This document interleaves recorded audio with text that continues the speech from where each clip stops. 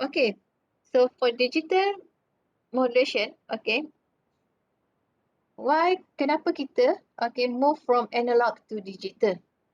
Okay, so actually dia ada several advantages of digital communications. Okay, kalau you tengok dekat sini, okay, dia punya advantage dia adalah noise immunity. Dia immune terhadap noise.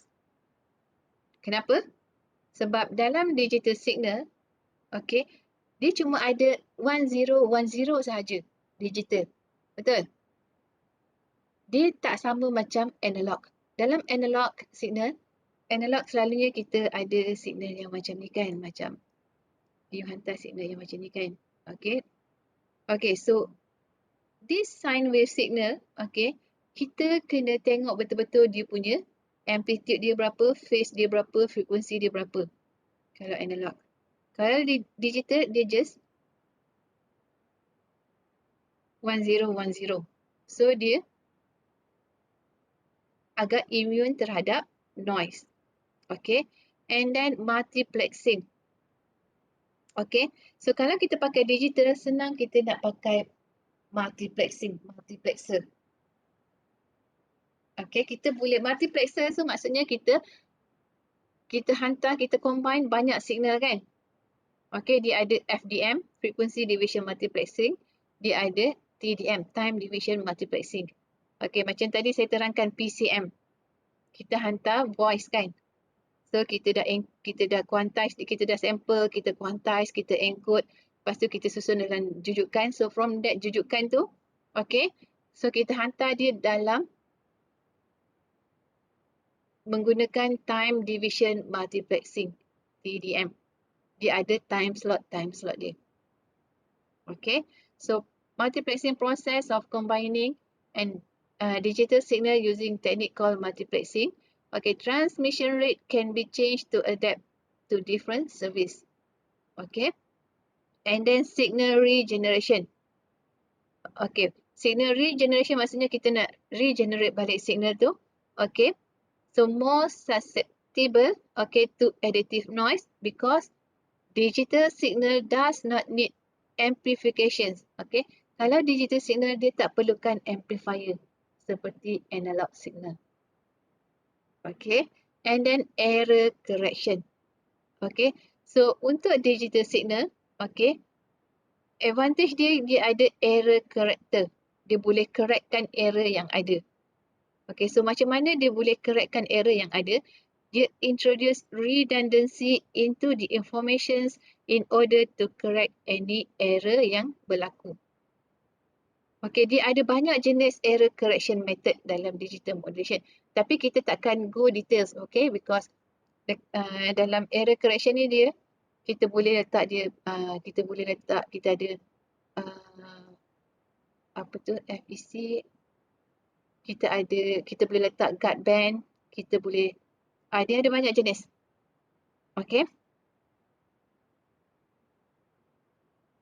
Kalau analog, kita tak ada error correction.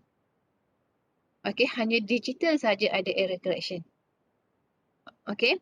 Okay, kalau you all perasan, sekarang ni, kalau you all ada, kalau dulu lah kan, TV. Dulu kita pakai analog TV broadcasting. Betul? And now kita ada, kita tak fully migrate to digital TV broadcasting yet, kalau you perasan. Okay, masih ada TV yang dia punya gambar tu tak berapa clear. Okay, so itu analog TV broadcasting. Kalau digital, memang you tengok gambar dekat TV tu memang daripada siaran TV tu sendiri dia memang dah cantik gambar dia. Dia panggil HD. HD apa dia panggil? Itu menggunakan digital broadcasting punya. Ni dia pakai digital, dia tak pakai analog. Okay, so kalau macam Jepun, masa 2012 dia dah totally migrate from analog TV broadcasting to digital TV broadcasting. Tapi saya rasa kita ni masih lagi ada analog TV broadcasting. Okay. Okay. And then, okay, kalau dia ada advantage dia mesti ada disadvantage juga. Okay, tak semua benda baik kan, dia ada pro and cons. Okay, so advantage dia yang pertama adalah dia memerlukan lebih banyak bandwidth. Okay, and then dia mesti ada additional circuit. Kenapa? Sebab kalau kita hantar analog signal dengan menggunakan digital transmission, okay, so dia mesti ada additional circuit to convert analog signal to digital signal and then convert back to analog signal. Okay, disadvantage dia lagi, dia mesti precise time synchronization. Dia punya signal, okay, mesti synchronize. Kalau dia punya synchronization tu terlari sikit, so that's why kita akan ada error. Okay, tapi sometimes synchronization kita boleh kita boleh apa kita boleh elakkan, okay, kalau kita ada timing. Okay, dia ada timer dia. Okay, and then digital ni dia incompatible with older transmission technology.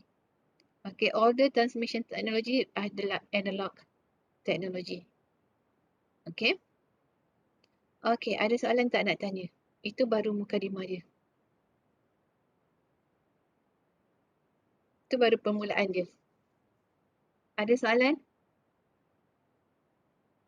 Tak ada. Tak tahu, doktor. Tak ada. Okay, kalau tak ada kita tengok in detail, okay, block diagram yang ada dalam digital communication.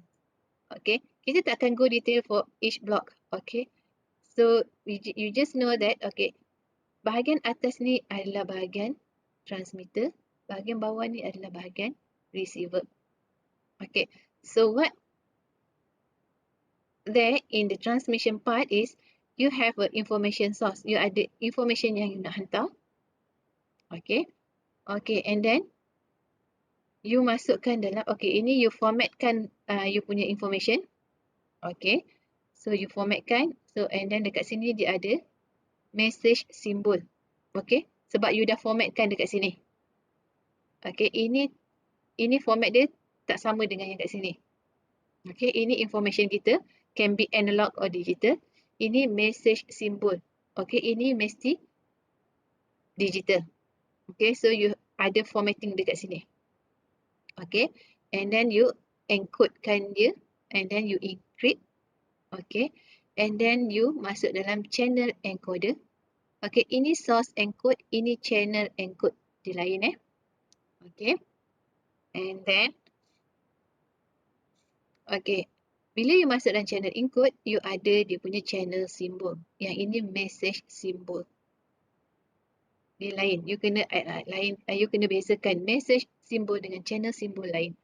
Okay, and then you ada multiplex. Okay, kalau you nak hantar signal, kalau you ada multiple signal yang nak hantar, okay, signal tu akan masuk dalam multiplexer. Okay, and then dia pergi dekat pulse modulate. Okay, and then dia masuk dalam band pass modulate. Okay, and then dia masuk dalam frequency spread spectrum. Okay, and then dia masuk dalam multiple access. Okay, lepas tu dia pergi dekat transmitter. Okay, dia pergi dekat transmitter. Okay, so dia transmit signal pada receiver, and then dekat receiver dia reverse balik apa yang berlaku. Okay, dia ada kat sini multiple access, and then frequency di spread. Okay, and then dia demodulate. Okay, and then dia demodulate, and then you dapat signal. Okay, lepas tu you masuk demultiplex. Okay, decode channel, and then decrypt.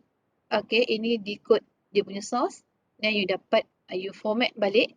Okay, message symbol yang dapat daripada source decode ni untuk dapatkan information signal yang asal tadi. Okay, ini contoh digital modulation, digital communication system yang ada. Okay. Okay, kalau you tengok dekat sini, yang garis-garis ni ini optional. Yang putih ni yang wajib. Okay, yang garis-garis ni dia untuk enhancekan dia punya performance. Untuk tambah baik dia punya performance. Kalau tak ada tak apa. Tapi you punya signal mungkin dia punya error tu tinggi. Okay, mungkin you tak dapat recover balik original signal. Okay, so to enhance that, kita pakai tambahan-tambahan ni. Okay. Okay. Okay, ini macam saya terangkan tadi.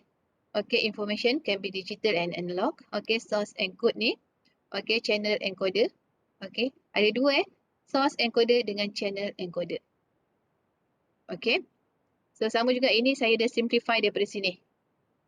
Okay, so you ada information source, you ada source encoder, you ada channel encoder, you ada digital modulator. Okay, and then dia masuk dekat channel, dia pergi dekat demodulator, channel decoder, source decoder, information decoder. Ini adalah simplified versions of this.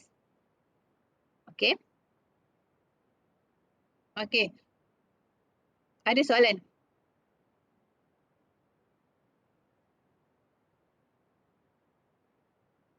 Tak ada. Okay, baguslah you all ni tak ada soalan Okay, untuk channel. Okay, channel ni kan? Ni channel. Channel tu maksudnya dia punya talian penghantaran tu transmission line. Channel tu adalah medium yang digunakan untuk kita transmit signal kan, channel. Okay, so channel can be guided and unguided. Okay, so untuk guided you tahu kan kita pakai kabel. Kan, you all kat rumah mesti dah ada fiber optik kan, Maxis fiber ataupun Unify kan. So itu adalah fiber, maksudnya dia punya signal dihantar menggunakan fiber optik. Okay, daripada TM pergi ke setiap rumah tu dengan menggunakan fiber which is guided. Dia punya signal tu guided dalam fiber optik. Okay. Okay, so what is digital signal boleh dihantar menggunakan guided transmission line, guided channel. Okay, so medium yang kita guna selalunya kabel ataupun fiber optik. Okay, so kabel ni boleh jadi semua kabel lah.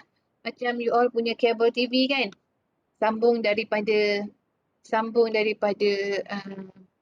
you punya antena dekat atas tu, you ada, kalau you pakai Astro, you sambung daripada piring Astro tu masuk dekat you punya modem dia tu, dekat decoder dia tu. Okay, so itu adalah coaxial cable. Okay. And then satu lagi channel unguided. Unguided tu adalah free space. Free space tu maksudnya saya dah terangkan kan dalam chapter 1 hari tu. Daripada apa tu? Macam you pakai wifi pun, okay, daripada you punya router, okay, ke you punya handphone, ke you punya laptop, ke you punya TV. Sekarang ni banyak benda yang pakai wifi kan. Even CCTV kat rumah pun you pakai wifi. Okay, itu contoh unguided. Okay, daripada base station. Base station tu you tahu kan, base station ke you punya handphone. Kadang-kadang kita nampak ada satu tower kat tepi jalan ke kat mana-mana. It can be anywhere. And then dia ada antena kat atas tu. So itu adalah base station. Okay. So itu contoh untuk unguided. Maksudnya you punya signal tu akan travel anywhere. Dia tak dipandu ke mana-mana. Dia tak terpandu, unguided. Dia dilepaskan macam tu je. So dia bergerak. Okay. So dia bergerak secara bebas lah. Okay. Dia ada. Tapi dia ada line of sight dia. Okay. So macam ni. Ini tower kan. Okay. Ini you punya handphone. Okay. So dia akan bergerak macam ni. Dan dia boleh jadi macam ni. Dan dia boleh jadi macam ni. Okay. Ini unguided. Okay. Instead of you dapat satu signal A, you boleh dapat A, B dan C. Okay. Dia berbeza dengan guided. Kalau guided, memang signal awak bergerak dalam ni saja. Dia memang dari point A ke point B. Okay. Dan dia memang satu signal ni saja. You takkan ada multiple signal yang you dapat kalau guided. Kalau unguided, instead of dapat satu, you boleh dapat multiple source signal. Okay.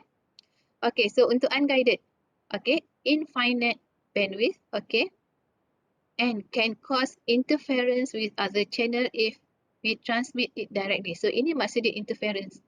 You ada gangguan daripada signal lain kalau you pakai unguided. Okay, dalam ACS kita tak akan discuss on how we want to mitigate this interference. Okay, so ini okay untuk ni hanya diajar dalam kursus wireless mobile communications. Okay, so kita ada kursus ni tapi untuk BEJ sahaja. So macam mana kita nak mitigatekan problem ni. Okay. Okay, then untuk unguided, okay, digital signal kita tak boleh transmit guna unguided. Okay, digital memang kita pakai guided sahaja. Okay. Okay. Ada soalan?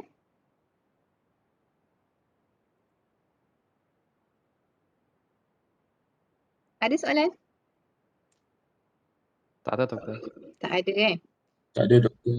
Tak ada.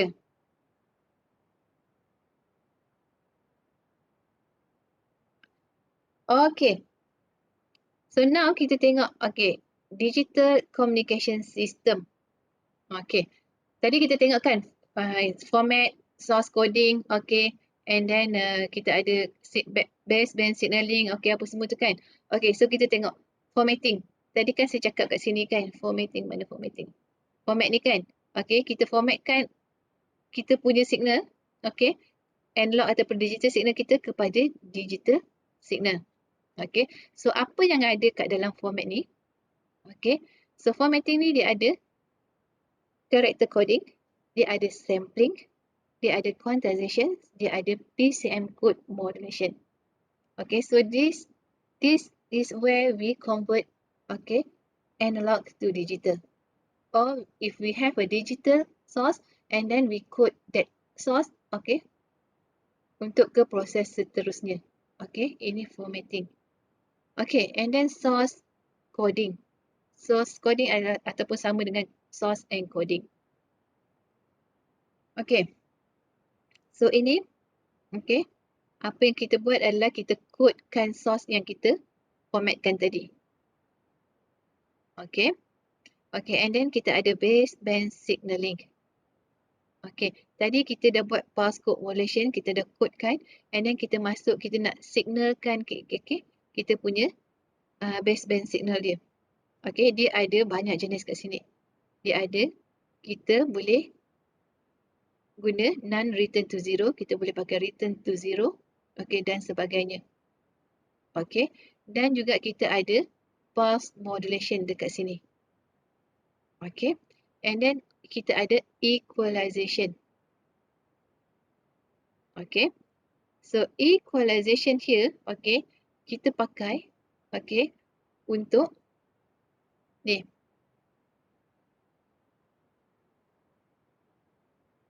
Mana tadi? Dekat sini. Okay, kita nak reduce dia punya, kita nak kurangkan dia punya error. Okay, so kita pakai maximum likelihood sequence estimation, MLSE. Kita boleh pakai equalization with filter ataupun apa-apa saja method equalization yang ada. Okay, and then kita ada channel coding. Okay, so channel coding, okay, untuk waveform dan untuk structured sequence. Kita boleh pakai convolutional, kita boleh pakai turbo, kita boleh pakai block structure. Okay, dan untuk waveform kita boleh pakai M-array signaling, antipodal, orthogonal ataupun trellis coded modulation. Okay, and then kita ada baseband signaling, band pass signaling. Tadi baseband signaling, ini band pass signaling. Okay, so untuk band pass signaling kita akan belajar nanti dekat hujung-hujung chapter ni. Okay, macam mana kita nak generate, okay, baseband signaling signal. Okay, baseband signal. Dia ada dua jenis, coherent dengan non-coherent. Okay, so untuk coherent kita ada PSK, FSK, ASK, CPM. Okay, dan non-coherent pun dia ada juga. Okay, FSK, ASK, okay, CPM dan sebagainya. Okay, so dia ada beza coherent dengan non-coherent. Apa beza dia nanti kita akan tengok dalam at the end of the chapter. Okay, lepas tu kita ada synchronization. Okay, remember untuk digital modulation kita mesti ada digital modulation and digital transmission. Kita mesti ada synchronization. Okay, synchronization is based on frequency synchronization, phase synchronization, symbol synchronization, frame and network synchronization. Okay, and then kita ada multiplexing ataupun multiple access. Okay, and then kita ada spreading. Okay, frequency spread. Okay, and then kita ada encryption. Okay, ini semua dalam basic digital communication. Okay, kita takkan go detail setiap satu. Kita tengok dekat sini, formatting PCM, and then what else? Ini pun tak ada. Dengan ni je. Dua bahagian ni je kita akan cover dalam digital modulation. Okay, very basic one. Okay, ada soalan tak?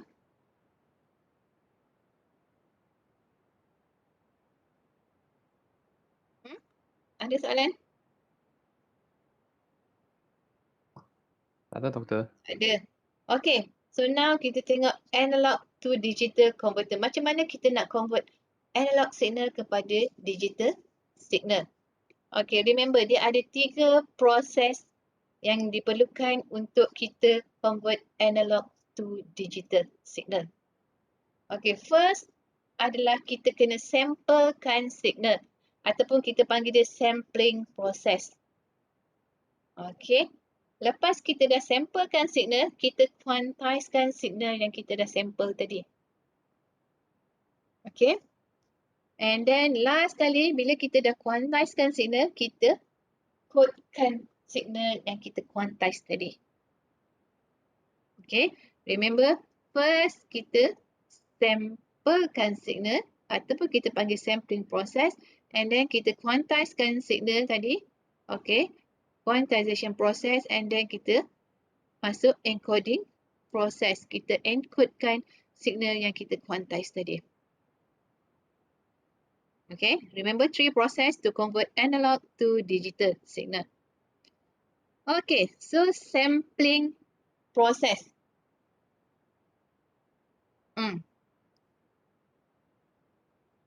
Okay, sampling. Apa itu sampling? Sampling adalah satu proses kita nak ubahkan continuous time signal kepada discrete time signal. Kita ada continuous signal. Ni, mana ni? Continuous signal macam ni kan? Continuous. Okay. Dan kita nak ubah dia jadi discrete.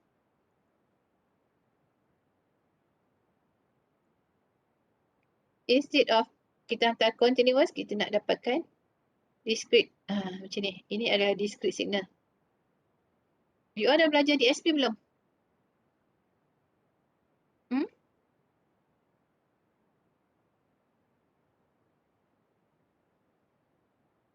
Digital signal processing dah belajar belum? BEV 30503. 30603. Dah, doktor. Dah. Jadi you all tahu lah kan? You all tahu kan proses sampling ni kan? Discrete signal. What is discrete signal kan? Okay. So sampling proses adalah proses kita nak mengubahkan continuous time signal kepada discrete time signal. Okay. So amplitude, okay, untuk specific time interval, okay, kita boleh guna sample and hold operation. Okay. So output untuk sampling proses ni kita panggil dia pulse amplitude modulation, PAM. Output dia yang merah ni. Okay, yang merah ni kita panggil dia PAM signal. Okay, so signal PAM ni, signal yang merah ni, dia bergantung kepada kita punya TS. What is TS? TS tu apa? TS tu apa? You ada belajarkan di SP. Cepat, TS tu apa?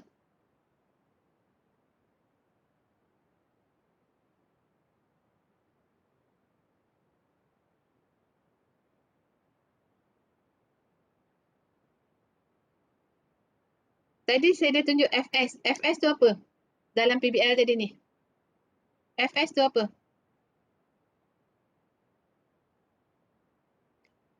FS adalah sampling frequency. Then TS is sampling time. Kita nak buat sampling kan? So kita mesti ada sampling time dia. So sampling time dia bergantung juga pada frekuensi sampling. Okay. So kita ada TS. Okay. So time sampling dia kat sini. Dia mesti sama. Okay. Okay. So kita ada analog signal yang ini. Okay. Bila dia masuk dalam PAM. Okay. Dia akan jadi yang merah-merah ni saja. Okay. So kita tengok dekat sini. Okay. Tadi saya dah cakap pasal sampling time. Betul? Sampling time pada sampling frequency FS. Okay. So FS sampling frequency must be greater than 2 times FM. This one refer to Nyquist rate. Okay, based on Nyquist, FS must be greater than 2 FM. Dia mesti lebih besar atau sama dengan 2 FM. Ini Nyquist rate. Okay, tapi kalau nak, okay, kalau nak signal awak lagi okay, you must use FS greater than 2 kali FM. Okay, tapi Nyquist menetapkan bahawa FS mesti lagi besar atau sama. Besar atau sama. Sama pun boleh. Okay. Tapi kebiasaannya kita akan pakai FS greater than 2 kali FM. Okay, sebab kita nak elakkan berlaku overlapping antara signal. Okay.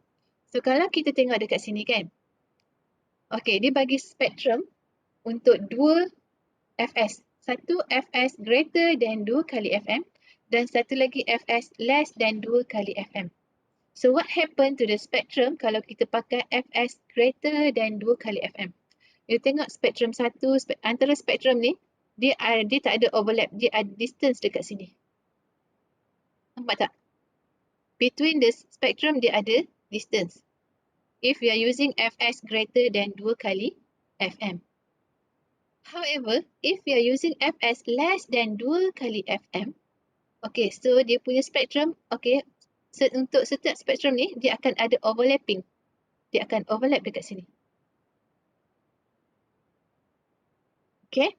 Okay, what happened to the spectrum if we are using FS equals to 2 times FM? Can someone give me the answer? Apa jadi pada spektrum kalau you pakai sampling frekuensi sama dengan 2 kali FM?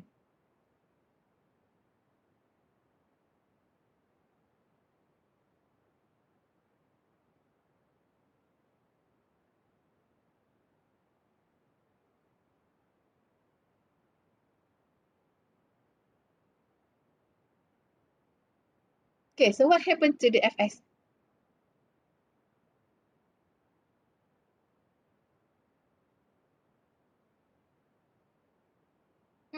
What happened to the FS?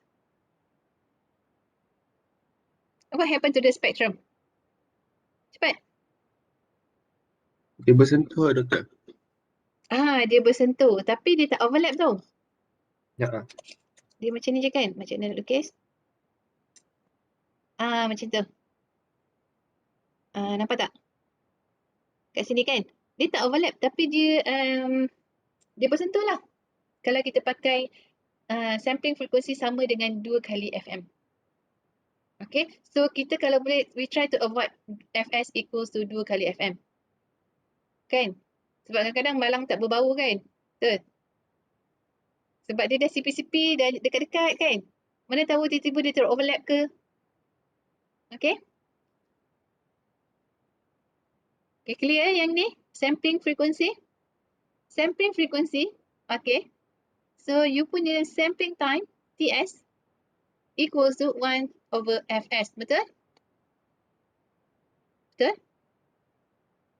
Am I right? Betul tak ni?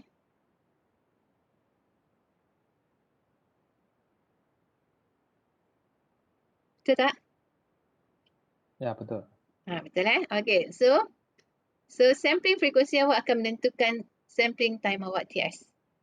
Okay, so you kena, in digital, you kena, okay, Nyquist ni sangat penting dalam digital. Please remember that.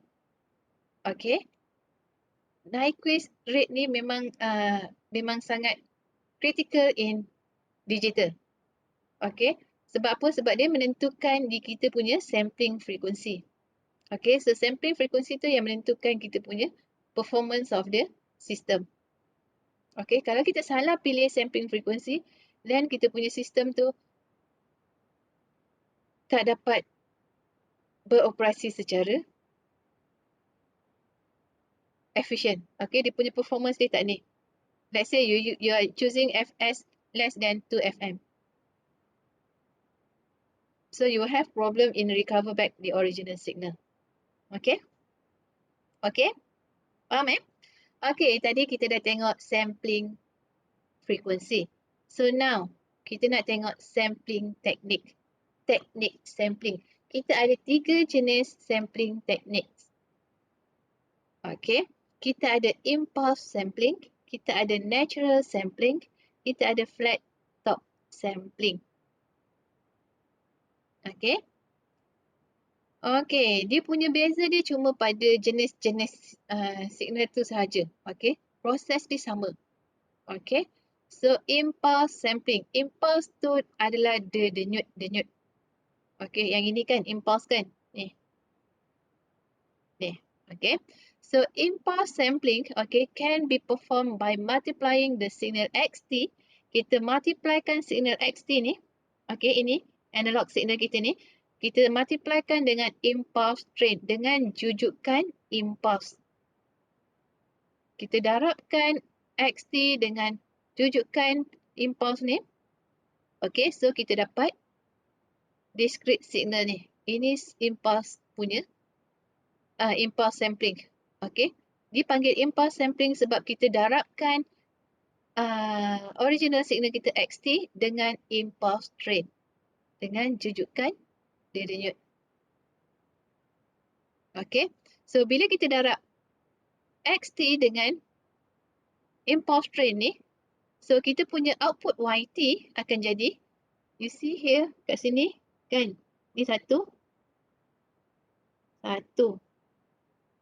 2, 3, 4, dia macam ni kan, dia akan darabkan dengan amplitude yang ada kat sini kan. So dia punya amplitude impulse ni akan ikut pada amplitude xt. So sebab itu output dia akan jadi macam ni. Nampak? Impulse ni 1 darabkan dengan 1 darab A, dia akan dapat A, betul? Anything darab 1 dia akan dapat diri dia balik kan? Betul tak? Ya, betul. Kan? So that's why 1 darab ni dia akan dapat 1 darab A dapat A, 1 darab B dapat B, 1 darab C dapat C, 1 darab D dapat D and so on. So that's why dia punya amplitude akan depends pada xt. Okay? Okay, ini untuk impulse sampling. Ada soalan?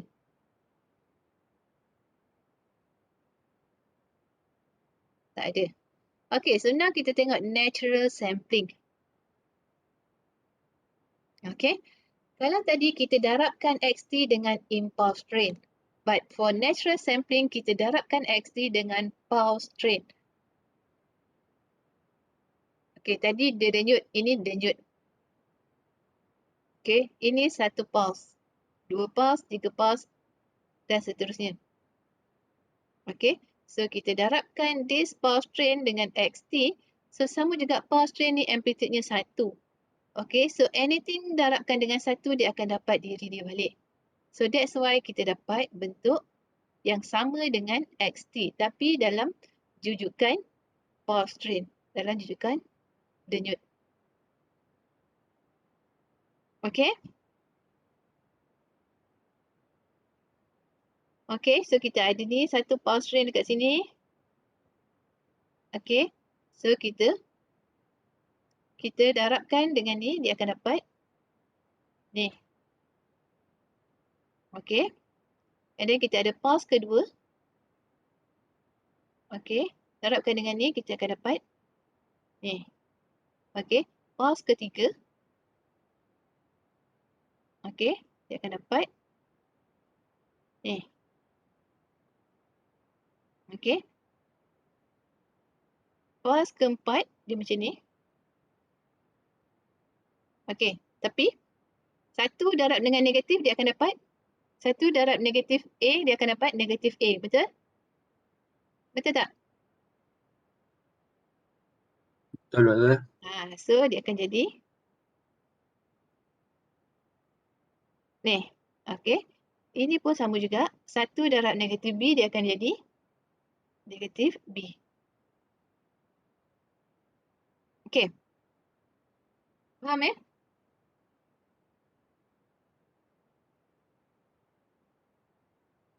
Faham tak? Diam je ni.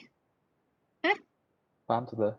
Faham ya? Okay. So ini natural sampling. Okay. Last is flat top sampling. Okay. Dia sama juga macam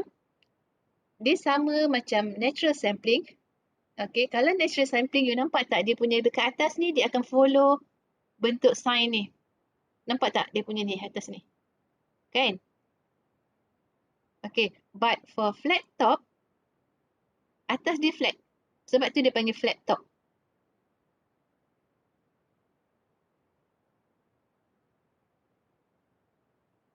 Okay? Okay, flat top sampling. Okay, the top of the samples are flat. Macam ni. Sample signal kita flat dekat atas. Compare dengan natural sampling, dia tak flat dekat atas ni. Okay? Okay? Okay tak? Boleh beza Okay. Untuk flat top sampling, okay, kita pakai sample and hold circuit untuk sampling proses. Okay. Sample signal kita boleh dapat dengan convolution of rectangular pulse with ideally sample signal. Okay. Macam ni.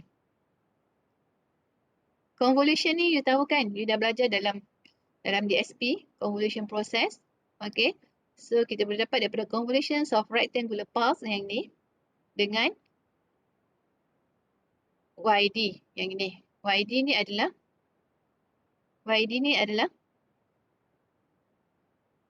yang ini.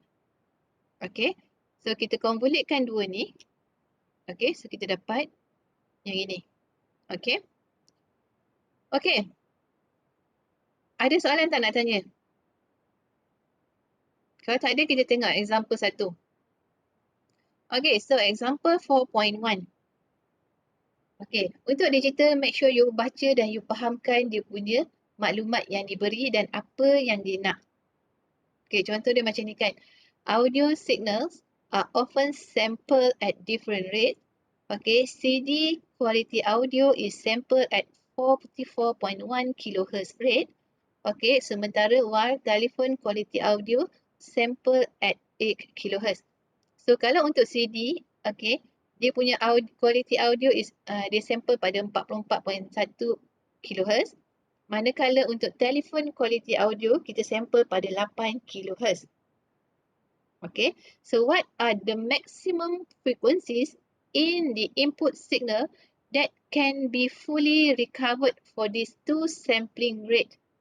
Dia minta awak apa nilai frekuensi yang maksimum pada input signal yang kita boleh recover balik, okay, untuk these two sampling rate. Okay, and then briefly describe the theory you use to obtain the result. Dan you kena describekan apa teori yang you pakai untuk dapatkan result 1 tadi.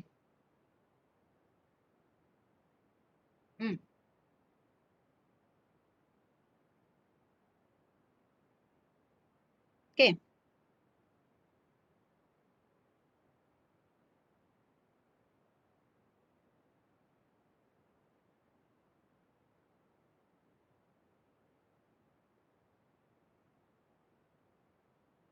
Okay, so CD quality audio is sample at FS ke FM? FS ke FM? Fast. FS. Okay, so kita tulis kat sini FS untuk FS untuk CD, okay, equals to 44.1 kHz. Ini FS. Ini FS. Okay. And then FS untuk telefon is 8 kHz. Betul? Betul? Betul tak? Kan? Okay. So dia nak what are the maximum frequency in the input signal. So dia nak nilai FM. Betul? Berapa nilai FM untuk kedua-dua audio? Okay, so kita tahu untuk Nyquist, FS must be greater or equals to 2 kali FM. Betul? Betul? Betul tak? Betul. Betul. Okay, so remember untuk maximum input frequency yang kita boleh pakai, FM yang kita boleh pakai, the maximum FM yang kita boleh guna supaya kita boleh recover balik original signal adalah bila FS sama dengan 2 kali FM. Ini adalah maximum FM yang kita boleh pakai. Okay, which mean FM equals to FS over 2, right? Betul?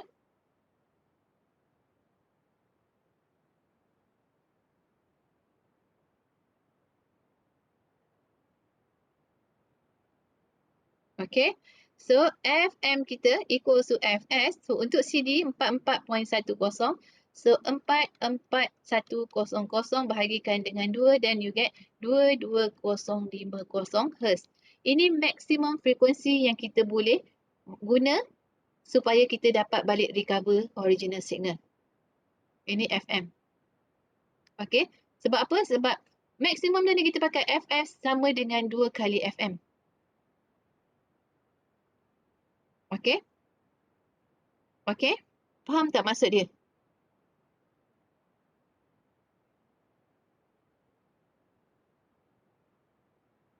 Boleh Doktor. Okay. So, kalau you pakai FM, okay, greater than dua ni, katalah you ambil FM 30. So, kalau 30, kita tahu FS kita adalah 44.1 kHz.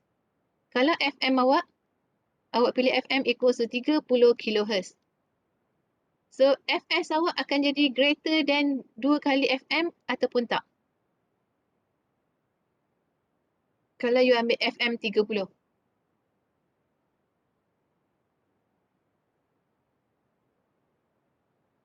Dua kali FM awak akan dapat 60 kHz, betul? Kan? 2 FM. Betul tak? Kalau you ambil 30. So, FS awak 44.1 kHz. So, now FS awak greater than 2 kali FM ataupun tak?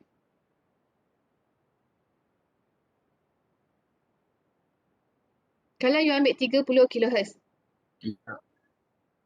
Tak kan? You punya FS akan jadi less than 2 kali FM, betul? Betul? Betul tak? Betul, Doktor. Betul. Okay. So, that's why maximum FM yang kita boleh guna adalah 22.050 Hz sahaja. You cannot go beyond than this number. Otherwise, your FS will be less than 2 kali FM. Okay? Okay. Okay, sama juga dengan telephone quality audio. Okay, so now it's sampled at 8 kHz. So what is the maximum FM yang you boleh pakai? Berapa FM dia?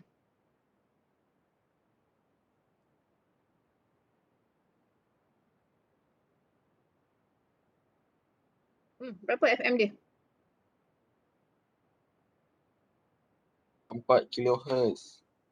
4 kHz. Okay, sebab you refer pada Fs equals to 2 kali FM. Okay, so maximum frequency adalah Fs over 2. Okay, untuk dapatkan maximum FM yang kita boleh pakai. So, kita dapat 4. Okay, briefly describe the theory yang awak pakai untuk dapat result 1 dan 2 ni. You pakai Nyquist theorem. Di mana Nyquist theorem menyatakan sampling frekuensi untuk signal mesti sekurang-kurangnya 2 kali the highest frequency components of the signal. Okay. Okay. Ada soalan nak tanya? Ada soalan? Tak ada? Tak ada, Doktor. Tak ada, okay. Okay, kita tengok example 4.2. Soalan dia ni je. Dia tak ada number pun. If an arbitrary ataupun dalam maksud arbitrary adalah randomly chosen input signal, kita pilih secara rawak kita punya input signal. Okay. If an arbitrary input signal is directly sampled, okay, kita pilih je mana-mana input signal and then kita sample terus. Okay, what is the undesired effect that may be result and how to solve this? Apa kemungkinan yang akan berlaku pada kita punya result? Kalau kita pilih je mana-mana signal and then kita sample.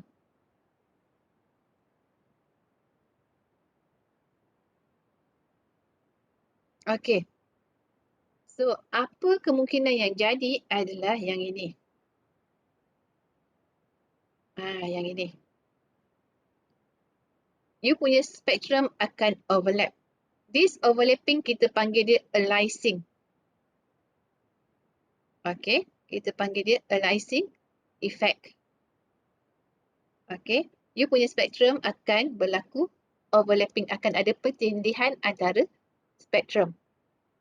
Okay, so pertindihan antara spektrum tu kita panggil aliasing effect.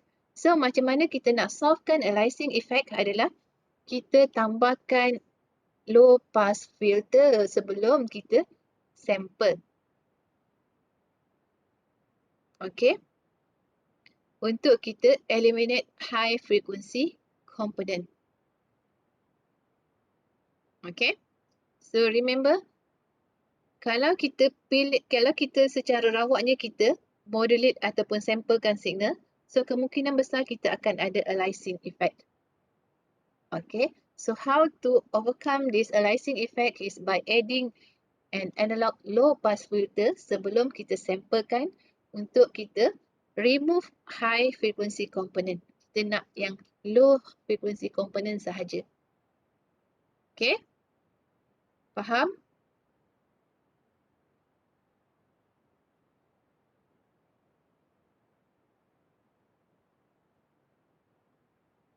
Faham, Doktor? Faham? Okay, so kita tengok example 4.3. Oh, example kat sini saya tak sempat nak buang jawapan dia . Okay, example 4.3. Okay, soalan dia, what is the Nyquist sampling rate for each of the following signal? So dia nak you dapatkan apa Nyquist sampling rate untuk low pass signal dengan bandwidth 300 kHz, band pass signal dengan bandwidth of 200 kHz jika the lowest frequency is 150 kHz. So dia nak you dapatkan sampling rate, Nyquist sampling rate. So Nyquist sampling rate is Fs, okay, equals to 2 kali Fm. Okay, ini the minimum frequency sampling rate. Okay. Kalau dia kata Nyquist sampling rate for each, maksudnya dia nak dapatkan the minimum sampling frequency yang kita boleh gunakan. Okay. Okay, so untuk low pass signal with bandwidth 300 kHz. Okay, so ini kita assume dia bandwidth dia macam ni. Ini. Okay, so sini dia start dengan kosong, sini 300 kHz. Okay, so this is the bandwidth dia, 300 kHz. Okay, so frekuensi maksimum dia adalah 300 kHz. Okay, so Fm dia equals to 300 kHz. Therefore, dia punya sampling frekuensi akan jadi 2 kali 300 kHz. Okay, then dia dapat 600 kHz. Okay. Okay.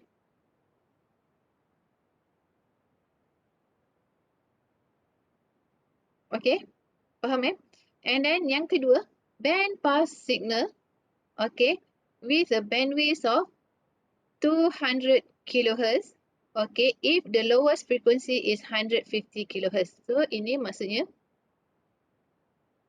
okay, the lowest frequency is 150 kHz. Kan? Bandwidth dia 200 kHz. Therefore, the maximum frequency here will be, maximum frequency akan jadi 150 Hz tambahkan dengan 200 Hz. So, sini akan jadi 350 kHz. Betul yang ini? Kan? Betul? Betul. Betul Okay, so ini maximum frequency dia. Okay, jadi Fs, kenapa ni?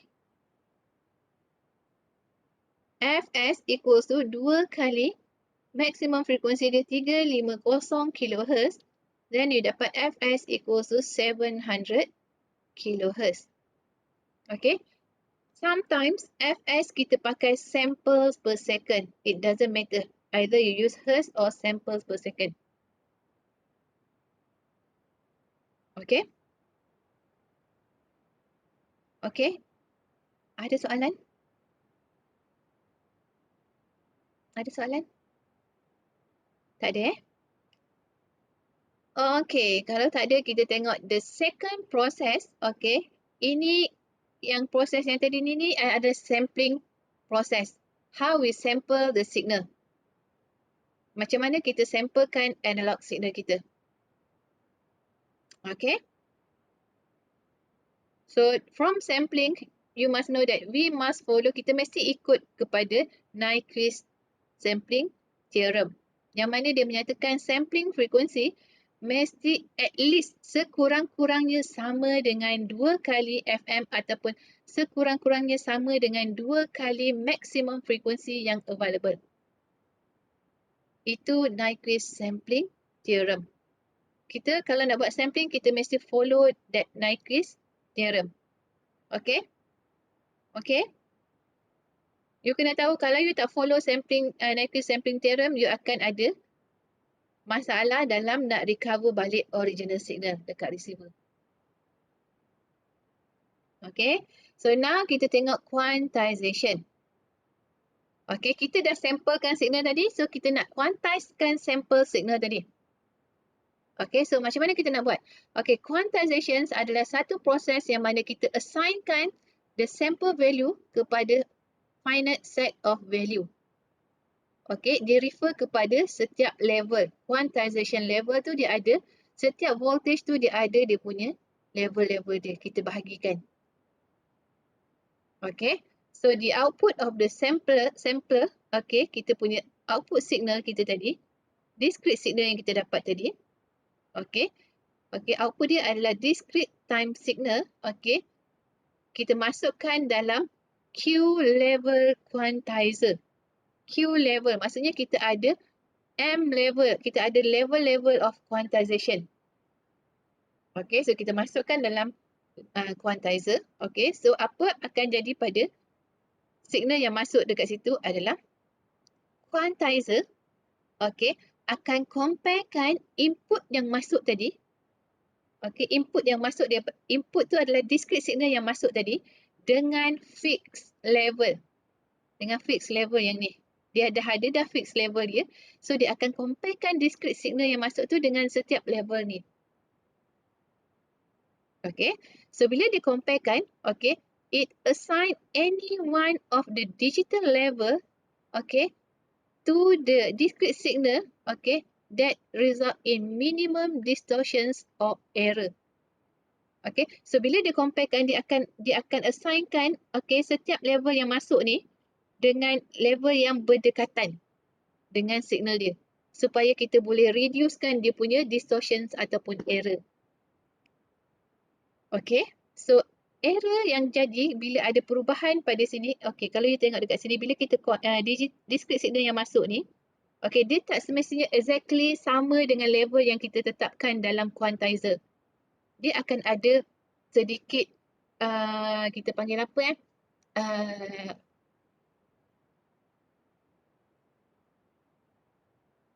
dia akan ada sedikit, sedikit apa dia ada distance yang dia ada perubahan lah, dia tak sama. Level dia tak sama. Ada yang dia kemungkinan besar dia akan berada dekat tengah-tengah sini. Okey, sini level 1, level 2, level 3, level 4, level 5, level 6 kan. So dia tak semestinya sama dengan level ni. Exactly sama. Dia maybe dia akan ada tengah-tengah ni. Tengah-tengah ni. Okey. So bila keadaan dia tak sama, dia akan pilih yang terdekat. Sama ada 3 atau 4. Depends pada keadaan dia. Okey, nanti saya akan tunjuk macam mana dia nak pilih. So dia akan pilih antara dua level ni supaya dia punya error tu kurang. Okey, so error ni, okey, supaya error ni kurang. Error ni kita panggil quantization error. Okay, because it's not exactly the same as this level. So dia akan ada error. Okay, error ni kita panggil dia quantization error. Okay. So, number of quantization level, L, okay, kita boleh dapat daripada number of bit yang kita gunakan untuk buat encoder, untuk kita codekan nanti. So, dia bergantung kepada number of bit yang kita pakai. So, level dia adalah sama juga dengan 2 kuasa N. 2 kuasa number of bit yang kita pakai. Itu adalah level. Let's say kita pakai 2 bit. N equals to 2. Therefore, you punya quantization level will be L equals to 2 kuasa 2. Kita ada 4 level. Okay. Kalau you pakai berapa 4. N equals to 4. Then level equals to 2 kuasa 4.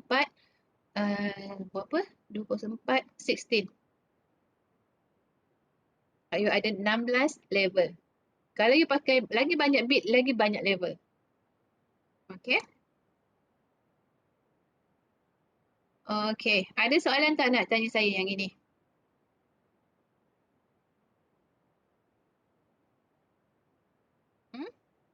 Tak ada Okay, kalau tak ada, kita tengok resolution. Okay. Okay, so resolution. Awak tahu kan maksud dia apa kan? Okay, itu adalah magnitude difference between adjacent step. Ataupun kita panggil dia quantization interval ataupun quantum. Okay, ini apa? Ini yang ini. Nampak tak ni? Pakai pen kali lain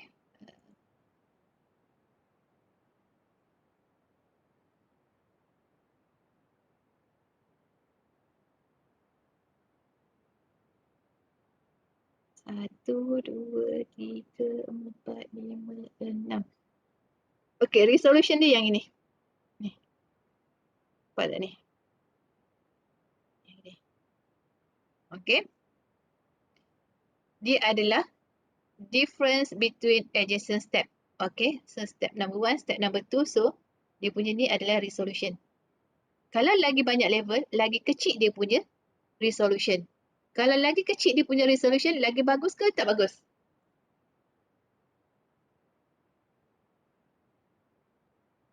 Cepat. Kalau lagi besar, lagi kecil, lagi...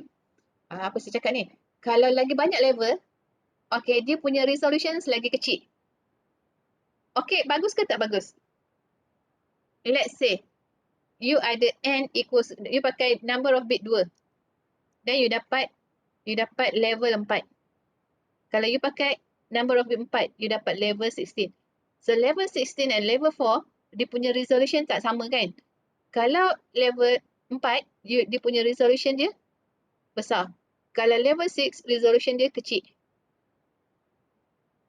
So mana lagi bagus? Resolution besar ke resolution kecil?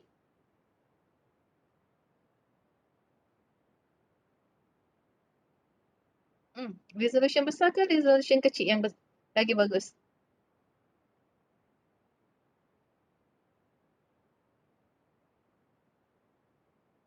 Besar. Besar. Lagi? Jawapan lain?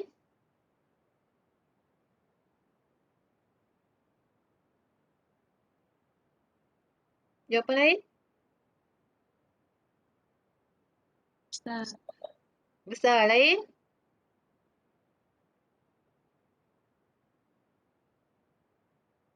Lain tak ada. Okay. So, untuk quantization, okay, kalau you tengok level kecil, dia punya resolution besar. Okay, bila resolution besar, you tengok dekat sini, you ada 4, 1, 2, 3.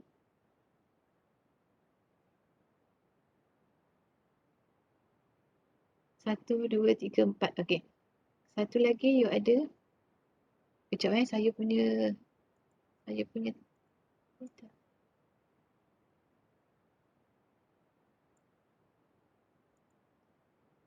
lukis kat sini lah.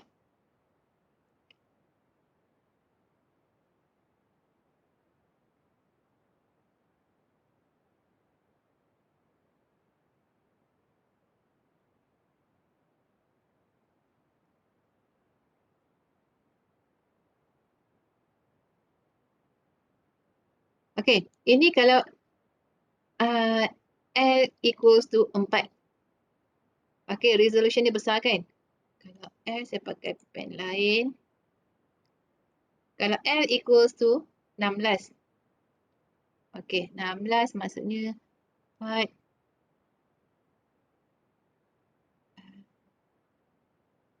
2, 4, 6, 8. 8.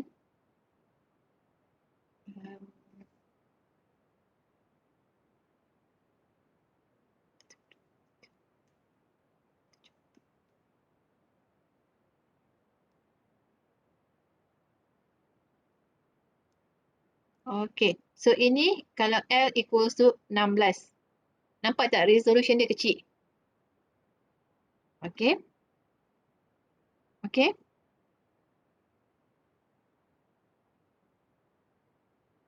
Okay, ini mana saya nak pakai? Okay, ini. Okay, ini sample discrete signal yang masuk dekat quantization kan? Ni. Ni. Ni. Ni. Ni. Ni. Ni. Okay. Kalau awak tengok kan? Ni kan? Ni. Okay, dia akan compare kan? Discrete signal yang masuk dia akan compare kan dengan fixed level yang dah fixkan kan?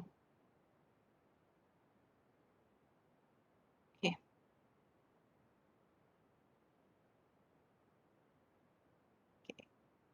Okay. Kalau awak tengok dekat sini kan? Yang pertama ni. Kan? Okay, yang ini dia bersentuh dengan level yang mula-mula ni kan? Ni, dengan ni, yang biru ni kan? Betul tak? Betul tak? Ni. Okey. Yang ini dia bersentuh kat sini, yang ini dia akan ada dekat sini. Okey, kalau you pakai level 4. Kalau you pakai level 4 level 4. Mana saya nak pakai nak bezakan dia? Kalau you pakai level 4, level dia yang ni kan? Ni kan? Ni 1, 2, 3, 4. Okey, tengok yang mula-mula ni. Dia dekat sini. Kan? Dekat sini kan? Dekat yang biru ni kan? Betul tak? Nampak tak? Dia sama arah, dia compare kan dia dekat sini. Okey, kalau dia pakai level 4, signal ni dia akan ada antara 1, 2, 3, 4. Dia akan ada antara level 1 dan 2. Okey, tapi dia akan pilih yang paling dekat dengan dia which is level 1. Jadi yang ni dia akan follow level 1. Level 1. Okey, yang kedua, okey memang tak dapat dinafikan level 3. Okey. Okey. Yang keempat, yang ketiga, dia akan follow, you tengok kat sini, dia ada antara 3 dan 4. 3 dan 4. Tapi dia akan pilih level yang paling meminimumkan dia punya error. Antara 3 dengan 4 dia akan pilih yang mana? Untuk kurangkan error.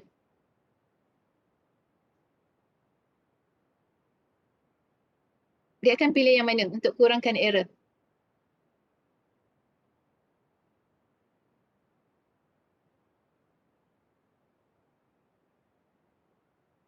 Cepat, dia akan pilih yang mana untuk kurangkan error? 3 atau 4?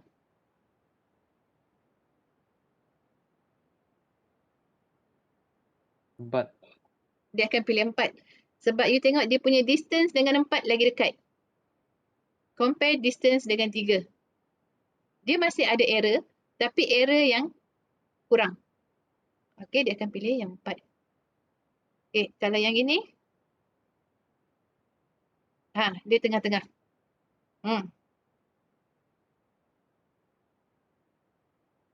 Tengah-tengah, so dia tak, it doesn't matter. 2 pun boleh, 3 pun boleh.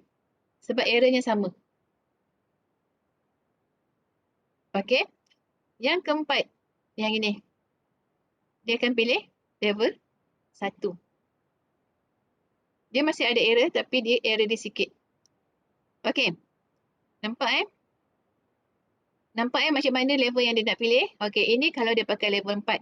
Kalau dia pakai level 16, tengok level 16, okey yang ini. Ni. Dia akan directly dekat level sini. Sama. Dia ada error tak kat sini? Tak ada kan? Sebab dia exactly sama. Okey. Yang ini. Yang kedua pun sama. Okey. Yang ketiga pun sama. Yang keempat pun dia dapat level sama dengan ni. Dia tak ada error. Okey. Okey. So nampak tak? Bila lagi kecil kita punya resolutions, which mean kalau level kita lagi banyak, resolution kita makin kecil, kita dapat mengurangkan quantization error. Okey? Okey? Okey? Faham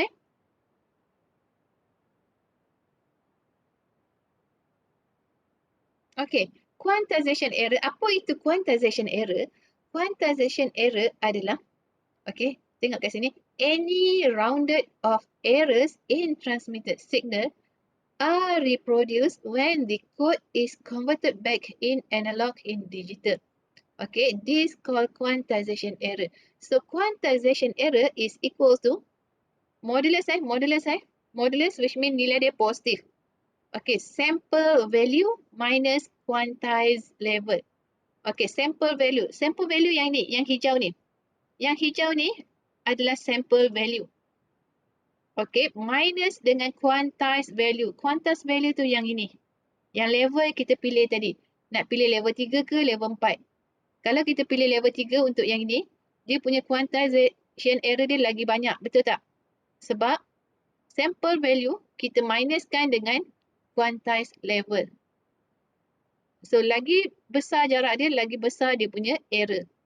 So, sebab tu kita akan pilih level yang paling berdekatan dengan dia untuk mengurangkan quantization error. Okey? Okey? Faham?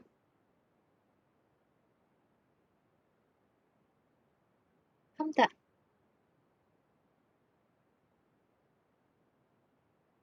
Diam je ni. Faham tak ni?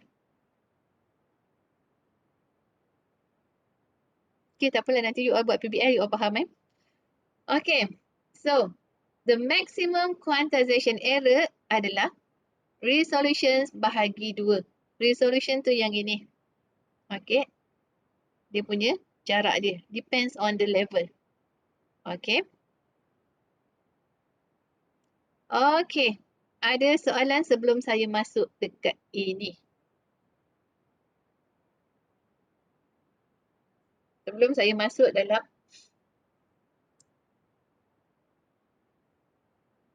macam mana kita nak buat coding.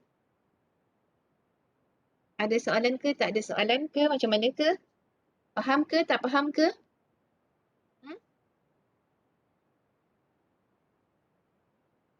Doktor, Dia saya. jika guna yang itu low resolution kan, tapi jika guna low resolution macam tu itu graph not that smooth kan, macam dia quantize yang macam 4 level saja mah, so itu yang graph ambil is not that smooth kan. Jika yang compare dengan high resolution punya, yang 16 level punya. 16 level, okay, dia punya resolution dia kecil kan? Dia punya nilai ni, nilai interval antara level. Kecil kan? Ya betul. Soalan you apa tadi? Yes, actually yes, saya nak tanya yang itu, which one is more prefer lah? Macam yang tu yang ambil yang itu graph yang lebih more precise to the More enemy precise is like that. we are using a more level, which means kita pakai bit yang lagi banyak. Oh, okay. Bila kita pakai bit yang banyak, kita punya resolution ni makin kecil. Bila makin kecil, kita boleh reducekan kita punya quantization error. Oh, okay. Thank you, doktor. Okay. Tapi dia ada limit dia. Dia ada certain limitation dia. We cannot go beyond how many bits dia ada dia punya. Sebab bila kita pakai bits yang banyak, kita akan guna bandwidth yang lagi besar. So, dia ada limitation on bandwidth. Therefore, N tu pun kena you pilih suitable to the bandwidth yang kita nak pakai. Okay. Secara teorinya, bila N lagi banyak, level lagi banyak, lagi bagus. Okay. Okay. Okay, thank you, doktor. Okay, thank you. Okay. So now kita nak tengok macam mana kita nak buat coding untuk PCM. Okay. Okay, you tengok dekat sini. Okay, kita ada continuous signal XT. Okay. And this one, yang titik-titik ni adalah kita punya discrete, kita punya sample signal. Yang kita dah samplekan kan ni. Okay. So dia masuk dalam quantizer. Dia masuk dalam 8 level quantizer. Okay. So bila 8 level, dia ada 8 level ni. 0, 1, 2, 3, 4, 5, 6, 7, 8. Okay. 1, 2, 3, 4, 5, 6, 7, 8. Okay. Tapi dalam binary code, kita akan start dengan 0. Okay. So bila 0 sini 0, 0, 0. Okay. 0, 0, 1. 0, 1, 0. 0, 1, 1. 1, 0, 0. 1, 1, 1. 1, 1, 0. 1, 1, 1, 1. Okay. Okay, ini binary code for each level. Okay. So, voltage level for each level, voltage value for each level, okay, adalah yang ini. Okay. For 0 level, minus 3.5, minus 2.5, minus 1.5, minus 0.5, 0.5, 1.5, 2.5, 3.5. Okay. Okay, so macam mana you bahagikan ni? Okay, you ada 8, you ada 8 level. So, you bahagikanlah sama banyak. Okay, then, okay, kita tengok first sample signal dekat sini. Okay, so dia akan ada antara ni dengan ni. Dia dekat sini. So, dekat sini, kalau you tengok, dia lagi dekat dengan 0.5 ke 1.5?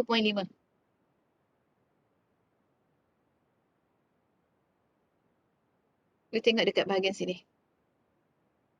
Dia lagi dekat dengan 0.5 ke 1.5?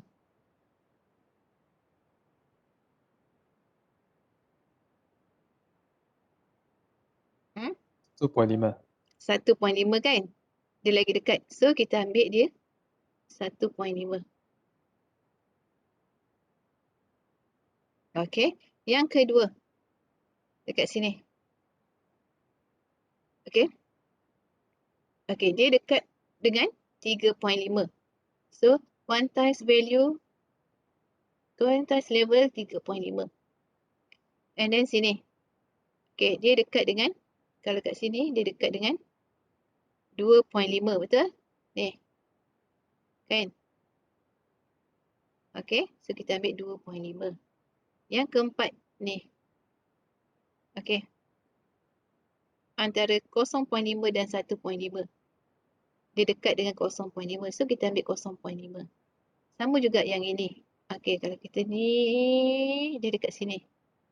Okay. Dia lagi dekat dengan negatif 0.5. Kalau yang ini pun, kalau you tengok, okay. Di sini, dia lagi dekat dengan negatif 2.5. Yang last kali pun negatif 3.5. Okay. So, kalau you kira quantized error dia, yang ini, quantized error untuk yang pertama adalah 1.3 tolak 1.5, you dapat 0.2, negatif 0.2. Tapi you moduluskan, you dapat 0.2. Dia punya quantized error. Yang ini quantized errornya 0.1. Yang ini quantized error dia adalah 0.2. Yang ini pun 0.2. Yang ini pun 0.2, 0.1, 0.1. Quantized error equals to modulus sample value minus with quantized level. Okay. Okay. Then kita nak codekan dia. Kita tengok setiap nilai voltage ni mewakili code number tertentu. Kalau negatif 3.5 level 0, negatif 2.5 level 1, negatif 1.5 level 2. Ini dan seterusnya. Okey, kita tengok 1.5. So 1.5 mewakili kod 5. Kod number 5. Therefore, PCM sequence binary number for 5 adalah 101. Kita tengok yang kedua, 3.5. So 3.5 mewakili kod number 7. So kod number 7 untuk PCM sequence adalah 111. Okay, next kita tengok 2.5. So 2.5 mewakili kod number 6. Kod number 6 kita tahu dalam binary 6 adalah 110. Okay, 0.5 sample value 0.5 mewakili 4. Okay, so kod number 4 dalam binary adalah 100 dan seterusnya. So ini adalah PCM sequence kita. Okay, ada soalan? Ada soalan?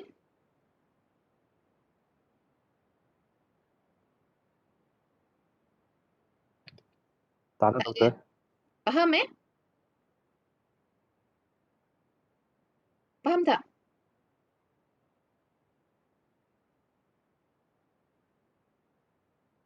Faham Okay, kita tengok example 4.4. Nota ni you all ada kan? Ada kan? So based on figure 6, mana figure 6? Saya tak letak figure ke? Macam mana ni?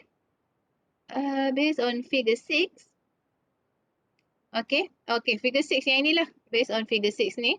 Okay. Dapatkan dia punya resolutions. Okay. Dapatkan maximum quantization error. Dapatkan quantization error for sample 1, 2 dan 3. Okay, so resolution adalah dia punya distance, okay, difference, okay, ataupun level untuk setiap dia punya voltage untuk setiap level ni. Okay, resolution tadi kita difference between adjacent step, okay, quantization interval adalah resolution. For resolutions untuk yang ini adalah berapa? Kalau you tengok daripada satu level ke satu level, berapa beza voltage dia? From here to here. 1 volt. Here to here also 1 volt. Dia punya resolution dia masih sama untuk setiap level. Okay, so resolutions untuk ni adalah 1 volt. Okay, and then the maximum quantization error adalah resolutions bahagi 2. Ini adalah maximum. Dia tak boleh go beyond this. Okay, dia mesti maximum adalah resolutions bahagi 2. Okay, quantization error untuk sampel nombor 1, 2 dan 3. Yang ni. 1, 2 dan 3. Tadi saya dah kira kan? Okay. So, sample value 1.3. Quantized value 1.5. Therefore, quantization error 0.2. Sample value 3.6. Quantized value 3.5. And then quantization error 0.1. Okay, sample value untuk sampel 3 adalah 2.3. Quantized value 2.5. Then dia punya quantization error 0.2. Okay. Ada soalan tak nak tanya example ni? Ni senang kan? Senang tak? Diam tu saya assume faham. Okay, so now kita tengok example 4.4b. Okay, cuba fahamkan yang ini. Saya bagi 5 minit. Boleh, faham kan? Senang kan? Dia kata the voltage range of A to D converter menggunakan 14 bit number. So you punya N. Okay. So N kita sama juga dengan 14. Okay. Dan dia adalah minus 6. Voltage range, dia punya range voltage daripada minus 6 volt kepada 6 volt. Okay. Dapatkan number of discrete level binary codes that are presented. Okay, nak dapatkan level, kita tahu level adalah L equals to 2 kuasa N. So, 2 kuasa 14. Okay, tekan kalkulator 2 kuasa 14, you dapat 16,384 level. Okay. Okay, next. The number of voltage increment used to divide the total voltage range. Okay, kalau kita nak dapat the number of berapa increment voltage ataupun berapa resolutions yang kita boleh guna. Okay, kalau kita nak dapat tu, kita kena pakai 2 kuasa N tolak 1. Level tolak 1. So, kita dapat yang ini. Kenapa yang ini? Okay, kalau kita, let's say lah kan, contohnya kan, kalau kita pakai, ini saya bagi contoh lain ya. N equals to, berapa ni ya? Yang senang sikit.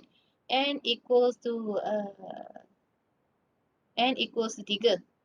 Then kita dapat level kita sama juga dengan 2 kuasa N, which is 2 kuasa 3, kita dapat 8 level. Okay. And the voltage range, okay, V dia antara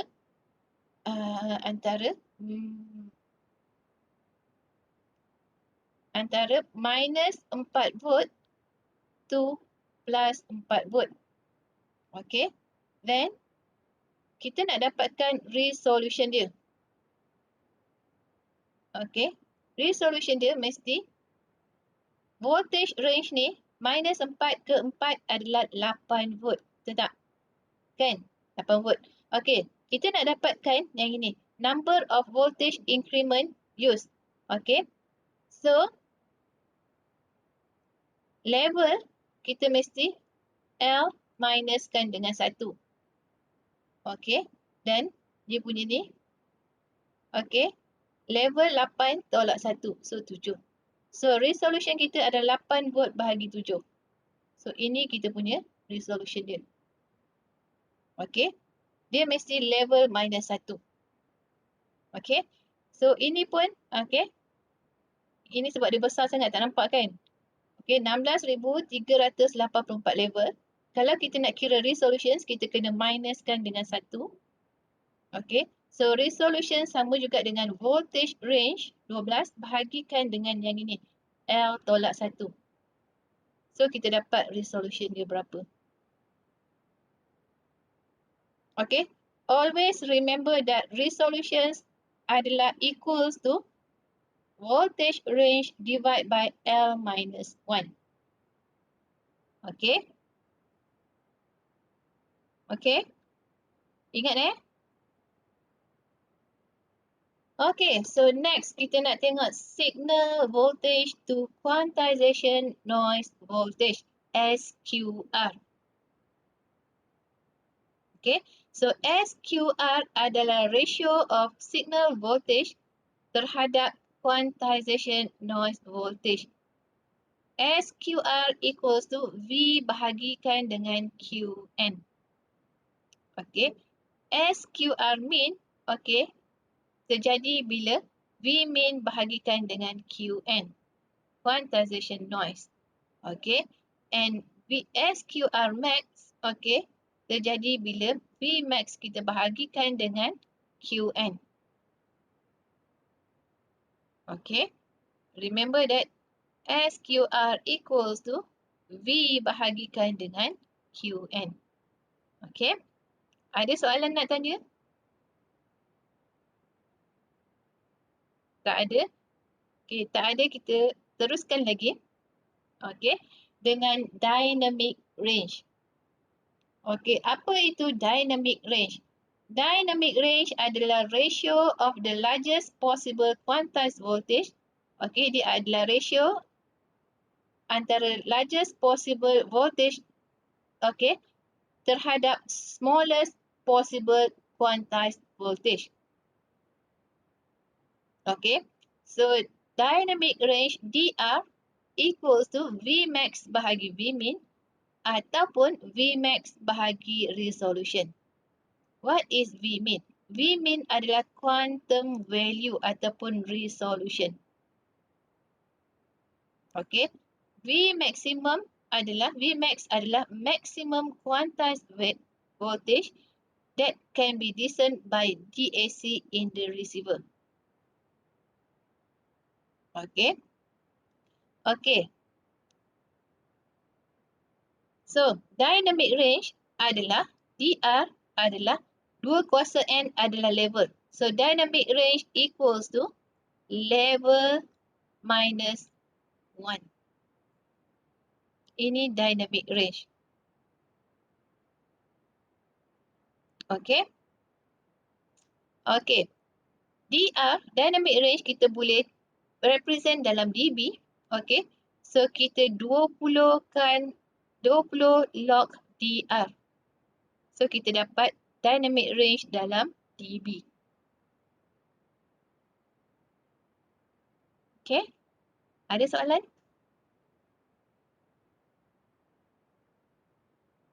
Tak ada.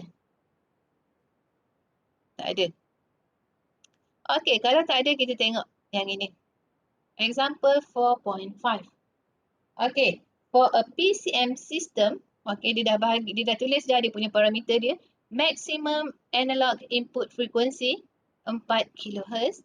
Maximum decoded voltage dekat receiver plus minus 2.55 volt.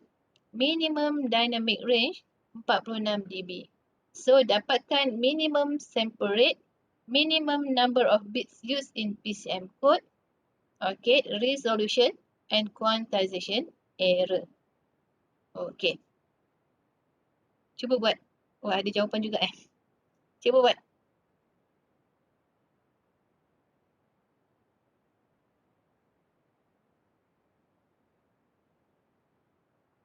Minimum sample rate.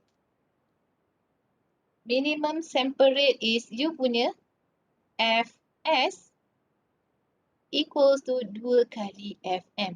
So Fm kita 4 kHz. So Fs adalah 2 kali 4 kHz. Okay. So sama juga dengan 8 kHz. So ini adalah minimum sample rate. Okay. You boleh tulis 8 kHz ataupun 8,000 samples per second. Okay. Okay. Yang kedua, minimum number of bits used in PCM code. Minimum number of bits used in PCM code. Dia nak dapatkan N, berapa N yang kita boleh pakai. Macam mana? Apa maklumat yang diberi yang membolehkan kita dapat nilai N? Okay, you tengok dekat dynamic range. Okay, dynamic range adalah L-1. So, apa itu L? L adalah 2 kuasa N. Betul?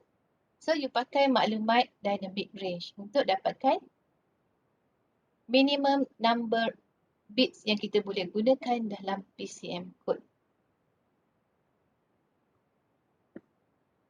Okay.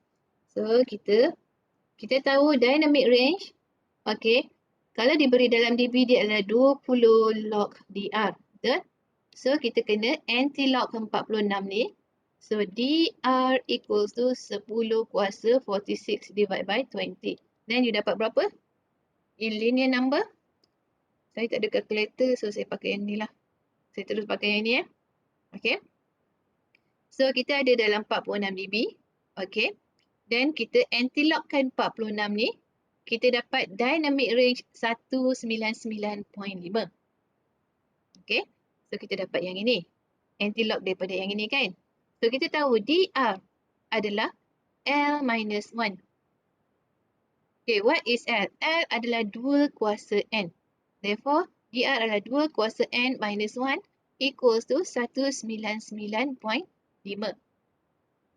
Betul? Betul? Okay. So, 2 kuasa N equals to 1 ni bawa ke sini. So, dia jadi plus. So, dia jadi 200.5. So, N equals to okay. N equals to, you logkan 200.5 bahagikan dengan log 2. You dapat 7.63. Tapi ini dalam nombor perpuluhan. Bits mesti dalam nombor bulat.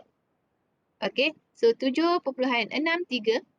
Yang terdekatnya kita boleh pakai 8 bit.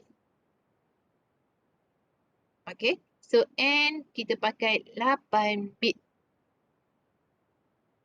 Okay. Okay. So, N 8 bit. Then, next soalan dia minta okay. A dah, B dah. Resolution. Okay. Kita tahu resolution. Resolutions adalah equals to voltage range, okay, divide by L kuasa N minus 1. L kuasa N pula. 2 kuasa N.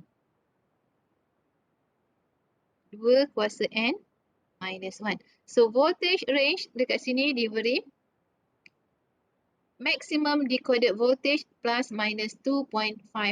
So, plus minus 2.55.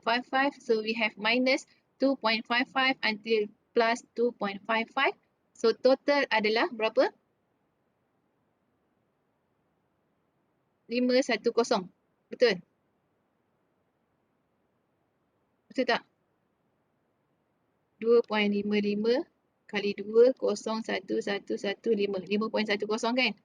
Equals to 5.10 volt bahagikan dengan 2 kuasa N tolak 1. 2 kuasa 8 tolak 1 sama juga dengan 2 kuasa 8 berapa?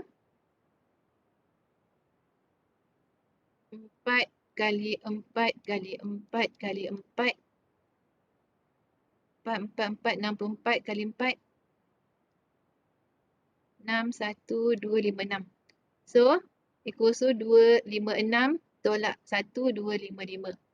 Okay, so 255. Okay, 5.1 bahagi 255 awak dapat? Dapat berapa? 0.02 volt. Betul tak? Kan? 0.02 volt. And then, soalan dia. Okay. Quantization error. Okay, ini adalah maximum quantization error. So, maximum quantization error adalah sama dengan resolutions bahagi 2. So, resolution kita dapat 0.02. Okay, 0.02 bahagi 2. So, 0.01. Oh, okay, ada soalan?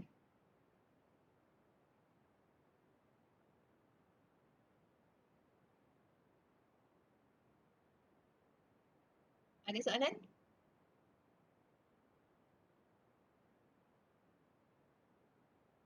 Tak ada? Hmm?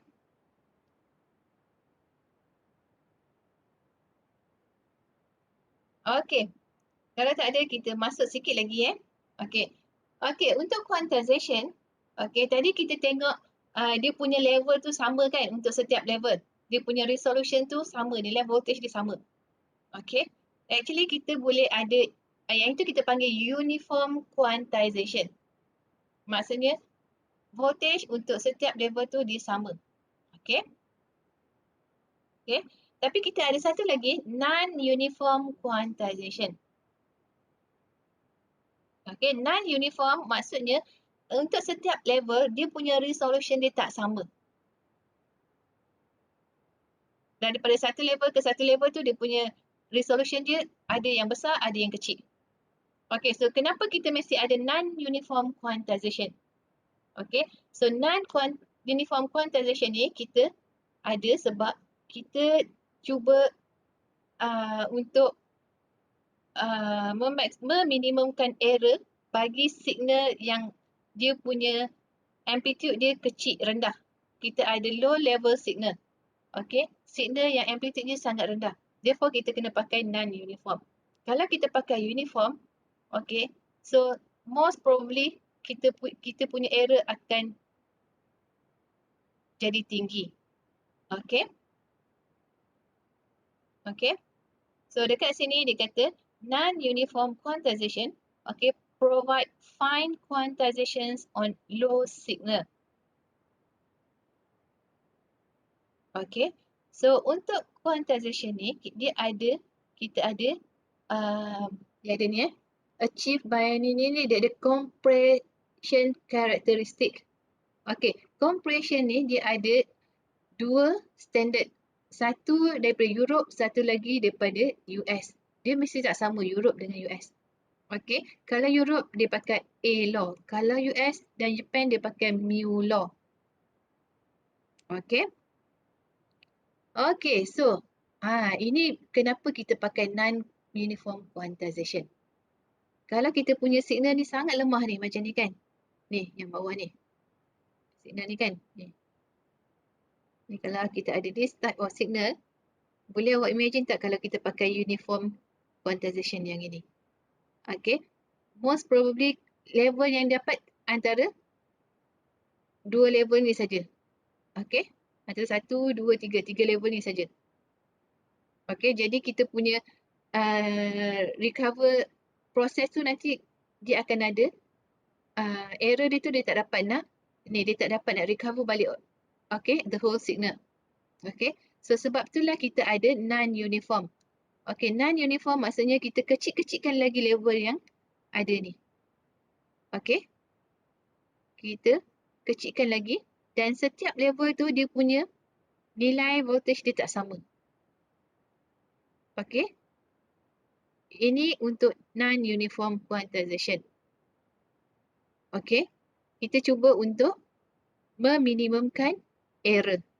That's why kita pakai non-uniform. Okay. So untuk non-uniform, okay, dia mesti ada processing pair dia, compression and expansion. Okay. kita panggil dia compounding based on A law dengan mu law. Okay, ini untuk non-uniform. Okay, so ini original signal. Okay, and then kita compress. Okay, dia akan jadi macam ni. Okay. Okay, ini compounding karakteristik tadi yang saya cakap mu law dengan A law. Okay, dia punya persamaan dia tak sama. Okay, ini mu law punya persamaan. Ini A law punya persamaan. Okay. Okay, ini compounding compression characteristic. Okay, for mu law dan A law. Okay, kalau you tengok dia punya graf tu hampir sama je. Hampir sama, tapi dia punya disebabkan dia menggunakan equation yang berlainan. Jadi dia ada sedikit perubahan. Okay. Okay, ada soalan tak nak tanya? Sebelum saya masuk encoding. Tak ada. Okay, so next kita tengok encoding. Okay, so encoding adalah proses kita assignkan setiap quantization level dengan specific code. Okay, which is depends on number of quantization level. Contohnya, kalau kita pakai n sama juga dengan 2, kita ada 4 level. Dan kalau kita pakai 3 bits, kita ada 8 level. Okay, so output encoder ni adalah pulse code modulation, PCM code word. Okay, PCM output dia adalah yang ini.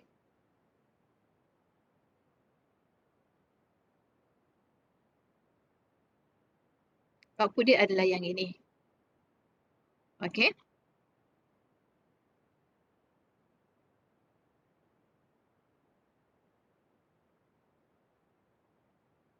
Okay.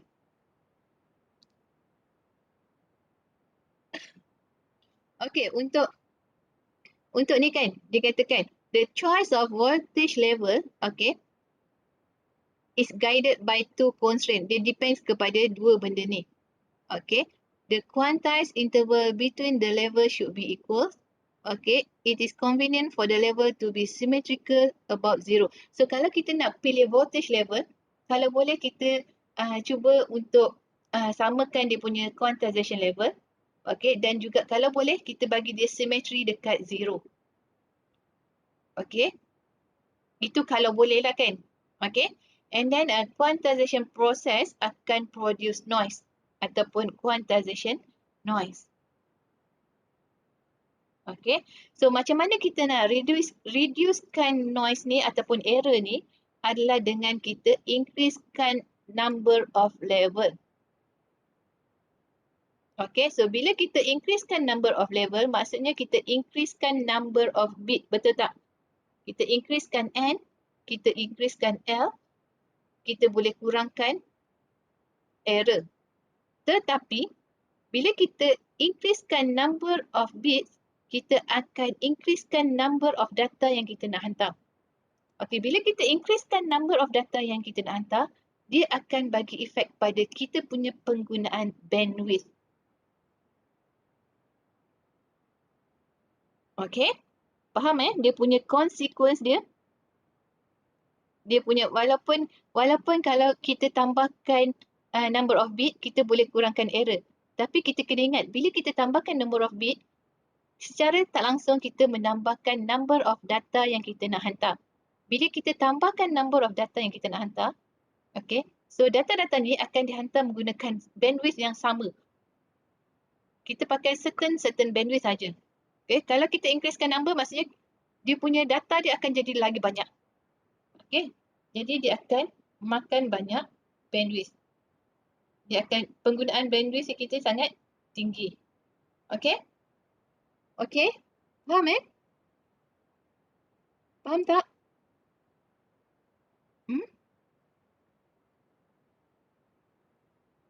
Okay, ini tadi yang saya terangkan tadi kan. Kita ada 3 bit PCM code. Okay. So ini kita ada quantization range. Okay. Dan ini kita punya decimal value. Okay. Decimal value voltage kita tadi. Okay. Ini magnitude. Okay. Ini sign. Okay. Kita boleh pakai coding banyak cara. Kalau macam ni, Kalau macam ni, dia samplekan. Okay. Dia start dengan kod number 0, 1, 2, 3 macam ni. Macam biasa. Kalau yang ini dia ada sign, dia ada tanda. Dia masih menggunakan 3 bit. 3 bit. Tapi dia ada sign macam ni. Plus, minus. Plus, sign number 1. Kalau minus, 0. Okay. So, dia ada kat sini. So, dia punya decimal value dia akan jadi minus 0, minus 1, minus 2, minus 3. Plus 0, plus 1, plus 2, plus 3 instead of 0, 1, 2, 3, 4, 5, 6, 7. Okay, so bila dia pakai plus minus decimal value ni, dia punya kod dia pun berubah. Dia lain. Dia tak sama. Ini untuk sign value. Kita guna sign value. Okay, jadi bit yang pertama ni, okay, dia akan menunjukkan tanda plus or minus. Dekat sini dia akan menunjukkan nilai voltage dia. Nilai decimal dia. Okey. 0, 1, 1. 1, 1 kita tahu 3. 0 negatif. 0, 1, 0. Jadi negatif 2. Negatif 1. Negatif 0. Positif 1. Positif 2. Positif 3. Positif 4. Okey. Faham Coding menggunakan sign number dengan unsigned number. Yang ini unsigned number. So you start from 0 to 7. Okay? Okay? Faham? Faham tak?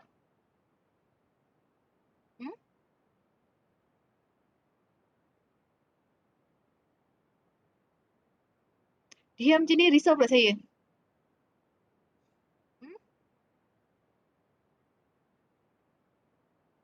Faham tak ni? Ha?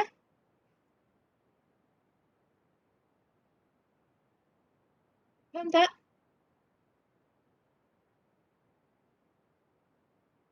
Ya, kalau tak faham cakap tau. Faham tak?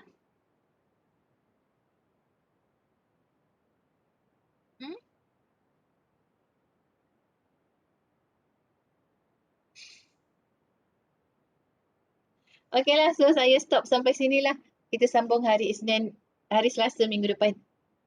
Okay?